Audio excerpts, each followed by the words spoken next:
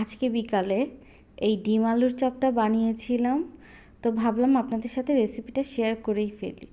তো এর জন্য আমি 3টা সেদ্ধ ডিম নিয়ে নিয়েছি, 3টা বড় সাইজের আলু সেদ্ধ করে নিয়েছিলাম, আর এখানে নিয়ে নিয়েছি পেঁয়াজ আর কাঁচামরিচ কুচি একটু ভেজে নিয়েছি। এখানে হাফ চা চামচ কাবাবের মশলা আছে, 1 চা চামচ লবণ আর 1 চিমটি পরিমাণ সাদা গোলমরিচের গুঁড়া নিয়ে নিয়েছি। তো এখন হচ্ছে আমি সব মশলাগুলো এই পেঁয়াজ বেরেস্তাটার সাথে একদম ভালো করে মিক্স করে নিব, যাতে মশলাগুলো আর পেঁয়াজের বেরেস্তার সাথে একদম ভালোভাবে মিশে যায়। এই তো এখন আমি এই যে আলুটা ভর্তা করে রেখেছিলাম, আলু সেদ্ধটা, সেটার সাথে বাকি সব কিছু একসাথে সব কিছু ভালো করে মিশিয়ে নিব।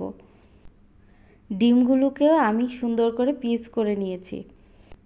এখন হচ্ছে মেখে রাখা আলুটা আমি সমান করে ছোট ছোট ভাগ করে একটা প্লেটে নিয়ে নিব। তারপর হচ্ছে সেই বলগুলোকে আমি হাতের সাহায্যে একটু চ্যাপটা করে নিয়ে, আপনারা দেখে নিশ্চয়ই বুঝতে পারছেন, তারপর হচ্ছে ডিমের স্লাইসটা এই আলুটার মধ্যে দিয়ে আমি হাতে সুন্দর করে একটা শেপ বানিয়ে নিলাম ডিম চপের। এই তো আমি বানিয়ে নিয়েছি, আমার এখানে 7টা ডিমের চপ হয়েছে। এখানে আমি 3 টেবিল চামচ ময়দা পানিতে একটু ঘন করে গুলিয়ে নিয়েছি।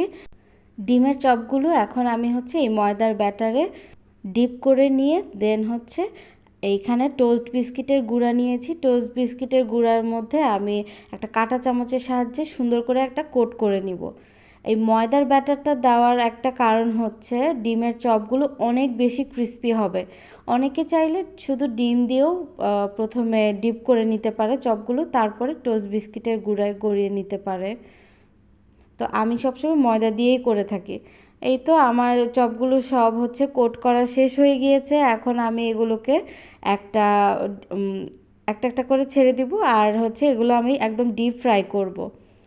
ডিপ ফ্রাই করলে কালারটা খুব সুন্দর আসে, এই যে দেখতে পাচ্ছেন কি সুন্দর একটা কালার এসেছে। আর খেতেও কিন্তু আলহামদুলিল্লাহ অনেক মজা হয়েছে। খুবই অল্প উপকরণ দিয়ে আমি এটা কিন্তু বাসায় বানিয়ে নিয়েছি, আপনারা চাইলে ট্রাই করতে পারেন। Thanks for watching.